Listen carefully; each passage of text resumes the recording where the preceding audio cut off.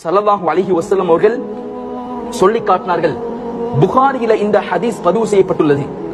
ஒவ்வொரு நாளும் காலை நேரத்தை அடைகின்ற பொழுது 2 மலக்குமார்கள் 2 வானவர்கள் எழுந்து ஒரு அறிவிப்பை செய்கின்றார்கள்.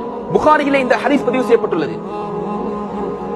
ஒரு மலக்கு சொல்கின்றார் ஒரு மனிதரை பார்த்து, அந்த மனிதர் காலையை அடைந்ததும் அவர் செல்வத்தில இருந்து நல்ல விடயத்துக்காக வேண்டி செலவு செய்றாரு. ஒருத்தர் கஷ்டப்படுறாரு, அந்த கஷ்டத்தை அவர் தீர்த்து வைக்கிறாரு.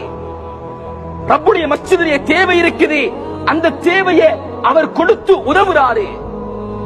அப்படியான மனிதரை பார்த்து அந்த மலக்கு சொல்றாரு, யா அல்லாஹ், இந்த மனிதருடைய செல்வத்தில் பரக்கத்தை உண்டு பண்ணுவாயாக, செல்வத்தை ஒரு நாளும் அழித்து விடாத.